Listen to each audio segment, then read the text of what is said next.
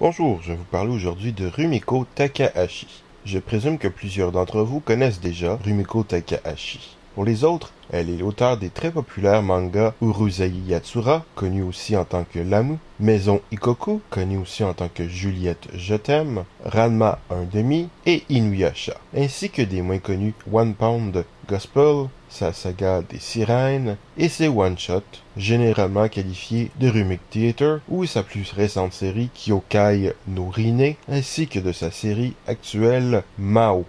J'ai l'intention de parler de ses œuvres, ou plus précisément leur adaptation animée. S'il y en a qui traînent sur le Brains, il y aura de la redite, mais pas uniquement. Je n'ai personnellement qu'assez peu lu ces mangas, mais pas mal vu leur adaptation. Ils ont bien des qualités, mais aussi des défauts qui ne sont pas tous présents dans les animés. Rumiko a un certain don pour trouver des personnages et situations cocasses, mais le tout est assez répétitif au sein d'une seule série, mais aussi d'une série à l'autre. Vu la quantité d'épisodes manga qu'elle fournit d'un rythme effréné, il est bien évident aussi que le tout est assez inégal. Et puis si le design de ces personnages est sympathique, leur dessin est souvent un peu trop simpliste. Sans doute pour permettre aux assistants d'aider facilement et de fournir les chapitres dans les temps. Mais ce n'est pas vraiment une raison. Avec les couleurs, l'animation, bien que souvent limitée, et le son, les animés de Rumiko bénéficiant souvent d'un excellent casting en version originale, bref, l'adaptation animée fait passer cela beaucoup mieux. J'ajouterais que le découpage des pages du manga est franchement pas terrible selon ce que j'ai pu voir. Défaut qui n'affecte bien sûr pas les animés, ceux-ci relevant d'un médium différent. Donc je vais maintenant commencer par le début de sa carrière. Après avoir gagné un concours organisé par la revue hebdomadaire Shonen Sunday, Rumiko va commencer sa première série, Urusei Yatsura, au début avec un rythme irrégulier, mais avec le succès et l'aide d'assistants, elle pourra fournir un épisode toutes les semaines et poursuivre avec Ranma 1/2, Inuyasha et Kyokai no Rine.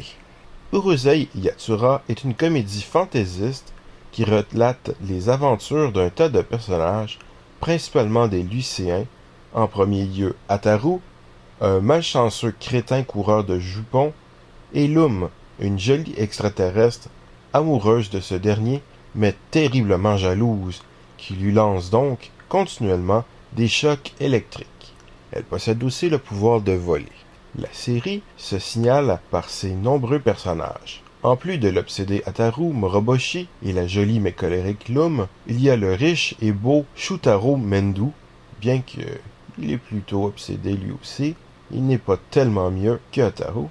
Shinobu Miyake, ami d'enfance et camarade de classe d'Ataru, que celui-ci tente de courtiser, et qui semble s'intéresser à Shutaro, la légion de fans de Lum, qui dans l'anime, contrairement au manga, deviennent de vrais personnages, surtout Megane, leur leader à lunettes, des amis extraterrestres de Lum, Ran, qui fait semblant d'être son ami mais qui en fait la déteste et qui flirte avec Ataru afin d'aspirer son énergie, Ten, un petit cousin qui va venir vivre avec elle, Chéri, un vieillard supposément moine qui surgit toujours de nulle part, Sakura, la jolie infirmière de l'école qui semble attirer les esprits, Ryunosuke Fujinami, une camarade de classe que son père force à s'arranger en garçon, les deux tenant un magasin à l'école, sans oublier les parents d'Ataru et de Lum.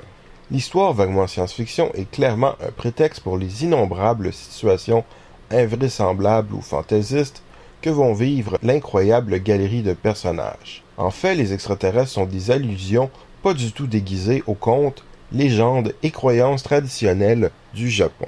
Le manga est en fait une suite d'historiettes humoristiques en un épisode avec de très rares histoires plus longues. L'anime a débuté son adaptation de manière étonnamment fidèle et rapide en proposant 2 histoires par épisode. Après environ une vingtaine d'épisodes, le réalisateur principal débutant de la série, Mamoru Oshii, va prendre un peu plus les rênes de la série. On se met à faire une histoire par épisode, mais au lieu de faire du remplissage et de ralentir l'intrigue, contrairement à d'autres animés, j'ai l'impression qu'on approfondit les personnages, les situations, l'univers et les sentiments. L'équipe ajoute sa propre touche avec divers éléments, notamment les fans de Lum qui deviennent de véritables personnages, ou bien la présence de tanks et autres allusions militaires que Mamoru Oshii semble affectionner. Le premier film de Rusei Yatsura, Only You, aurait dû être fait par un autre réalisateur, mais celui-ci s'est désisté et ce film devient ainsi le premier film de Mamoru Oshii. Il peut offrir une excellente introduction au monde d'Urusei Yatsura. En fait, il le fit, puisque paraît-il que c'est suite à celui-ci, à ce film, que la popularité de la licence acquit réellement sa taille. Nous y suivons une histoire comique assez simple, tout en proposant du space opéra à grand spectacle, quelque chose d'épique. Une mystérieuse Elle annonce à tout le monde qu'elle va se marier avec Ataru, qui sont fiancés depuis 11 ans alors que lui-même l'ignore, ce qui provoque la colère de Loom, surtout que celui-ci semble vouloir se laisser faire après avoir entendu comment Elle serait belle.